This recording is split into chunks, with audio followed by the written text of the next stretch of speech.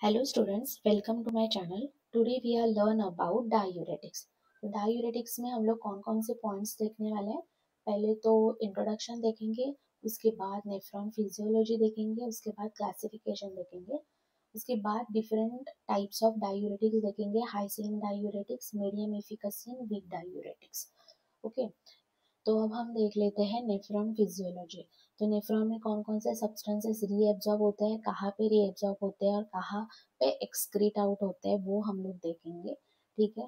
तो नेफ्रॉन जो है वो किडनी का main structural and functional unit है. नेफ्रॉन का काम क्या रहता है कि जो भी एक्सेस फ्लूइड है और वेस्ट मटेरियल है उसको बॉडी से एक्सक्रीट आउट कर देना in the form of urine. और जो भी बॉडी के लिए इंपॉर्टेंट सब्सटेंसेस है उनको क्या करना है, ब्लड में फिर से रीएब्जॉर्ब करना है. ठीक है, ये काम रहता है नेफ्रॉन का. और डायूरेटिक्स का काम क्या कर रहता है, हमारा यूरिन फ्लो इंक्रीज करने का काम डायूरेटिक्स का रहता है, वो हम बाद में देखते हैं. पहले हम लोग नेफ्रॉन को समझ लेते हैं. ठीक है. तो नेफ्रॉन में क्या है, पहले ये इफरेंट आर्टरीज है, ये ग्लोमेरुलस है. ठीक है. तो एफरेंट आर्टरीज क्या है, जो भी ब्लड है फिल्ट्रेशन के लिए वो क्या करता है, कैरी करता है इन ग्लोमेरुलस. और इफरेंट आर्टरीज क्या करता है, जो भी फिल्टर्ड ब्लड है उसको अवे फ्रॉम ग्लोमेरुलस लेके जाने का काम का कौन करता है, इफरेंट आर्टरीज करता है. ठीक है. उसके बाद ये जो है वो पूरा क्या है, प्रॉक्सिमल कॉन्वोलेटिंग ट्यूब्यूल. तो प्रॉक्सिमल कॉन्वोलेटिंग ट्यूब्यूल में कौन कौन से सब्सटेंसेस रीएब्जॉर्ब होते हैं. पहले तो होगा sodium bicarbonate, that is NaHCO3. उसके बाद रीएब्जॉर्ब होगा सोडियम. तो यहाँ पे जो सोडियम रीएब्जॉर्ब होता है वो कितने परसेंट होता है, 65 to 70%. तो मैक्सिमम रीएब्जॉर्प्शन ऑफ सोडियम कहाँ पे होता है, प्रॉक्सिमल कॉन्वोलेटिंग ट्यूब्यूल में होता है. उसके बाद ये है डिसेंडिंग लिम्ब, ये पूरा लूप ऑफ हेनले, ये असेंडिंग लिम्ब और ये है थिक असेंडिंग लिम्ब. तो थिक असेंडिंग लिम्ब में एक को ट्रांसपोर्टर रहता है, वो कौन सा है, सोडियम पोटेशियम क्लोराइड को ट्रांसपोर्टर. तो यहाँ पे फिर से सोडियम रीएब्जॉर्ब होगा और क्लोराइड रीएब्जॉर्ब होगा. तो यहाँ पे जो सोडियम रीएब्जॉर्ब होता है वो कितना परसेंट होता है, अराउंड 25%. ठीक है. उसके बाद हम लोग जाएंगे, ये पूरा है डिस्टल कॉन्वोलेटिंग ट्यूब्यूल. ये पार्ट है अर्ली डिस्टल कॉन्वोलेटिंग ट्यूब्यूल और ये पार्ट है लेट डिस्टल कॉन्वोलेटिंग ट्यूब्यूल. यहाँ पे कौन सा को ट्रांसपोर्टर रहता है, सोडियम और क्लोराइड को ट्रांसपोर्टर. तो यहाँ पे जो सोडियम रिएब्जॉर्ब होता है वो कितने परसेंट होता है, अराउंड 5%. उसके बाद ये है पूरा कलेक्टिंग डक्ट. कलेक्टिंग डक्ट में ये जो को ट्रांसपोर्टर है वो कौन सा है, सोडियम एंड पोटेशियम हाइड्रोजन को ट्रांसपोर्टर. यहाँ पे सोडियम रीएब्सॉर्ब होगा ब्लड में और पोटेशियम और हाइड्रोजन क्या होगा, एक्सक्रीट आउट होगा in the form of urine. यहाँ पे जो सोडियम रीएब्सॉर्ब होता है वो कितने परसेंट होता है, 1 to 2%. ठीक है. तो मेनली क्या है, सोडियम ज़्यादा रीएब्जॉर्प्शन प्रॉक्सिमल कॉन्वोलेटिंग ट्यूब्यूल में होता है. हम लोगों ने नेफ्रॉन का पूरा फिजियोलॉजी देखा, कौन से सब्सटेंसेस कहाँ पे रीएब्जॉर्ब हो रहे हैं वो देखे, कौन से सब्सटेंस री एक्सक्रीट आउट हो रहा है वो देखे. तो अभी हम देखेंगे कौन कौन से डायूरेटिक्स है वो नेफ्रॉन के कौन से रीजन में अपना मैकेनिज्म ऑफ एक्शन शो करते हैं. ओके. तो डायूरेटिक्स में पहला जो है हाई सीलिंग डायूरेटिक्स, तो वो कहाँ पे काम करेगा, यहाँ पे thick ascending limb of Henle पे. तो यहाँ पे कौन सा ट्रांसपोर्टर था, सोडियम पोटेशियम क्लोराइड को ट्रांसपोर्टर. तो यहाँ पे कौन से काम करेंगे, हमारे high high ceiling diuretics. Okay, यहाँ पे हाई सीलिंग डायूरेटिक्स. उसके बाद कौन से हैं, मीडियम एफिकेसी में थायजाइड डायूरेटिक्स. तो थायजाइड डायूरेटिक यहाँ पे काम करेंगे अर्ली डिस्टल कॉन्वोलेटिंग ट्यूब्यूल में. तो यहाँ पे सोडियम एंड क्लोराइड को ट्रांसपोर्टर है, तो यहाँ पे कौन से काम करेंगे, थायजाइड्स. ओके, यहाँ पे थायजाइड्स काम करेंगे. उसके बाद जो है वो हमारे वीक डायूरेटिक्स, तो उसमें कौन सा है, कार्बोनिक अनहाइड्रेज इनहिबिटर. तो कार्बोनिक अनहाइड्रेज इनहिबिटर यहाँ पे काम करेगा, ये हो गया. उसके बाद ऑस्मोटिक ऑस्मोटिक डायूरेटिक्स यहाँ पे काम करेंगे प्रॉक्सिमल कॉन्वोलेटिंग ट्यूब्यूल में और असेंडिंग लिम्ब में काम करेंगे. तो यहाँ पे ऑस्मोटिक डायूरेटिक्स और यहाँ पे भी ऑस्मोटिक डायूरेटिक्स. और अदर पोटेशियम स्पैरिंग डायूरेटिक्स, तो वो पोटेशियम स्पैरिंग डायूरेटिक यहाँ पे late distal convoluting tubule collecting duct में क्या करेंगे, काम करेंगे. ठीक है.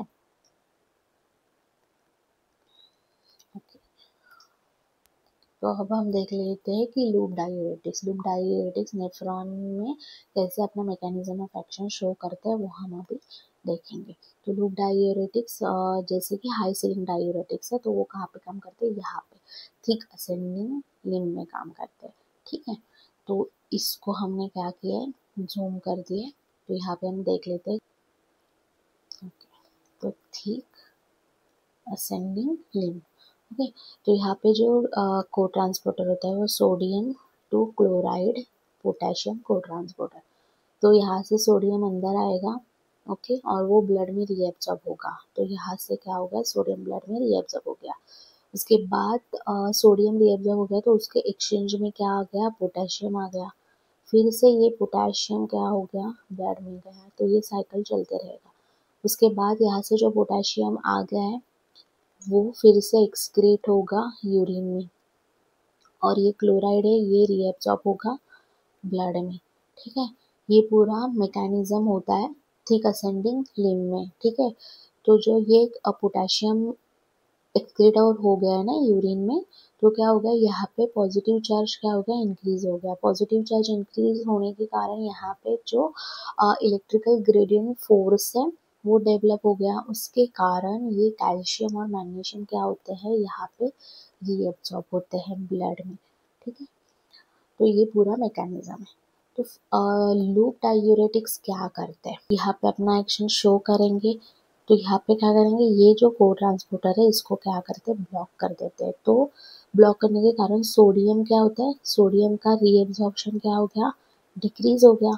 सोडियम का रीएब्जॉर्प्शन डिक्रीज होने के कारण जो भी प्रॉब्लम थी, जैसे कि hypertension, okay, hypertension, increase blood pressure और एडिमा, जो भी प्रॉब्लम्स थे वो क्या हो गए, डिक्रीज हो गए, वो क्योर हो गए। ओके, तो ये सिंपल मैकेनिज्म है लूप डाययूरेटिक्स का। ओके, उसके बाद हम लोग देख लेते हैं कि कौन कौन से लूप डाययूरेटिक, उनका थोड़ा सा इंट्रो देखेंगे, यूजेस और इंट्रैक्शन देखेंगे। ठीक है, तो फर्स्ट जो है वो है फ्यूरोजेमाइड। तो फ्यूरोजेमाइड क्या है, ओरली एब्जॉर्ब होता है। ओके, उसके बाद उसका बायो अवेबिलिटी 60% है। ये लिपिड सोलिबिलिटी उसका लो है। Plasma half life 1 to 2% hours है।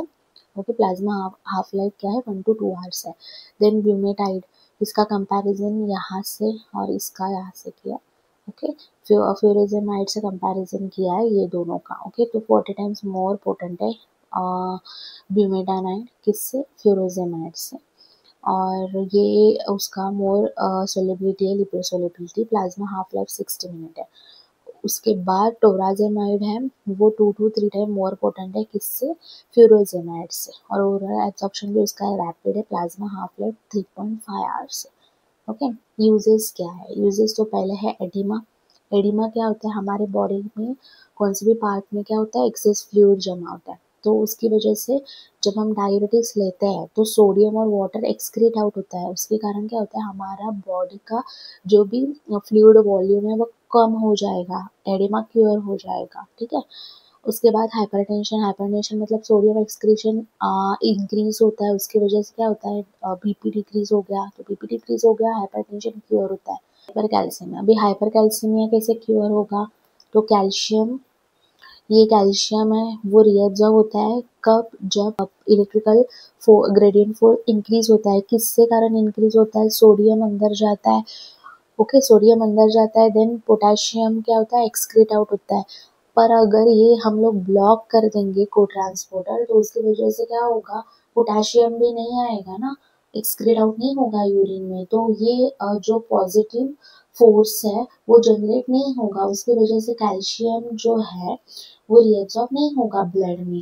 तो ब्लड में रीअब्सॉर्ब नहीं होगा तो इसका कॉन्सेंट्रेशन डिक्रीज हो जाएगा। तो अगर हाइपर कैल्सीमिया हो गया है किसी को, तो हम लोग क्या करेंगे, उसका रीअब्जॉर्प्शन है वो डिक्रीज कर देंगे, और अल्टीमेटली कैल्शियम का कॉन्सेंट्रेशन ब्लड में कम हो जाएगा और हाइपर कैल्सीमिया भी क्योर हो जाएगा। ठीक है, तो ये यूजेस हो गए।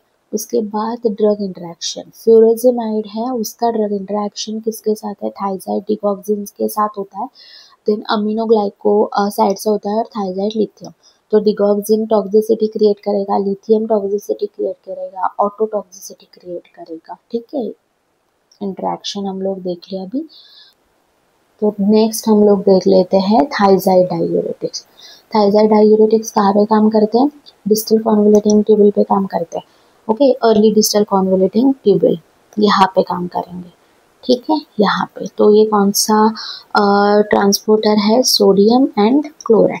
तो डिस्टल कॉन्वोलेटिंग ट्यूबल में क्या मैकेनिज्म रहता है? तो सोडियम है, वो सोडियम कहाँ रीएब्जॉर्ब होगा? फिर ब्लड में रीएब्जॉर्ब होगा। ब्लड में रीएब्जॉर्ब होगा तो पोटेशियम उसके एक्सचेंज में बाहर निकलेगा, फिर से ये पोटेशियम ब्लड में रीएब्जॉर्ब होगा, ठीक है। उसके बाद ये क्लोराइड है, ये क्लोराइड फिर से ये रीएब्जॉर्ब होगा। ओके, हाँ, नीचे एक ट्रांसपोर्टर रहता है, तो वो रहता है किसका? सोडियम और कैल्शियम का, ठीक है। तो ये जो सोडियम है अंदर का, वो फिर से क्या जाएगा? बाहर जाएगा, और उसके एक्सचेंज में कैल्शियम जो है वो यहाँ पे अंदर रीएब्जॉर्ब होता है, ठीक है। ये सिंपल मैकेनिज्म होता है इन डिस्टल कॉन्वोलेटिंग ट्यूबल में, ठीक है। तो थायजाइड डायूरेटिक्स क्या करते हैं? थायजाइड डायूरेटिक्स क्या करेंगे? ये जो को ट्रांसपोर्टर इसको ब्लॉक कर देंगे। उसकी वजह से क्या होगा? फिर से सोडियम रीएब्जॉर्प्शन क्या हो जाएगा? डिक्रीज हो जाएगा। तो हमारा बीपी भी डिक्रीज हो जाएगा, देन एडिमा भी क्योर हो जाएगा, हाइपरटेंशन भी क्योर हो जाएगा, ठीक है। ओके, अब देख लेते हैं थायजाइड डायूरेटिक्स के uses and it's side effects. तो यूजेस क्या है? एडिमा में यूज करेगा, हाइपरटेंशन में यूज करेगा, हाइपरकैल्सीयूरिया एंड डायबिटीज इंसिपिडिस, ये हो गए यूजेस ऑफ थायजाइड डायूरेटिक्स। उसके बाद साइड इफेक्ट्स। साइड इफेक्ट्स में क्या है? पहला तो हाइपोकैलेमिया। तो हाइपोकैलेमिया कैसे होगा? पहले थायजाइड्स क्या करते हैं? ये जो सोडियम पोटेशियम और ट्रांसपोर्ट है उसको क्या करते हैं? ब्लॉक करते हैं। तो सोडियम क्या होता है? रीएब्जॉर्प्शन डिक्रीज होता है ब्लड में, ओके। तो वो वाला मैकेनिज्म यहाँ पे होगा अर्ली डिस्टल कॉन्वोलेटिंग ट्यूबल में। तो ये जो सोडियम रीएब्जॉर्प्शन नहीं होता है ब्लड में, तो वो क्या होता है? एक्सक्रीट होता है ना यूरिन के थ्रू। तो यहाँ पे आ जाएगा कलेक्टिंग डक्ट में पहले। तो यहाँ पे जो सेम सोडियम पोटेशियम ट्रांसपोर्टर रहता है, वहाँ पे क्या रहता है कि जो यूरिन में सोडियम रहेगा वो रीएब्जॉर्ब करेगा, यहाँ पे रीएब्जॉर्ब हो जाएगा, ठीक है। तो उसकी वजह से पोटेशियम जो है वो एक्सक्रीट आउट हो जाएगा यूरिन में। तो ब्लड में से पोटेशियम का कॉन्सेंट्रेशन कम हो गया, तो इसकी वजह से क्या होगा? हाइपोकैलेमिया, ठीक है। पोटेशियम का कॉन्सेंट्रेशन क्या हो गया? कम हो गया, इसकी वजह से हाइपोकैलेमिया होगा। उसके बाद है हाइपर यूरेसमिया, यूरिक एसिड का कॉन्सेंट्रेशन बढ़ जाएगा, देन हियरिंग लॉस, ओके। सो जो नेक्स्ट पार्ट है डायूरेटिक्स का, तो वो हम नेक्स्ट पार्ट में देखेंगे। तो stay tune for this, and if you like this video please subscribe. Thank you.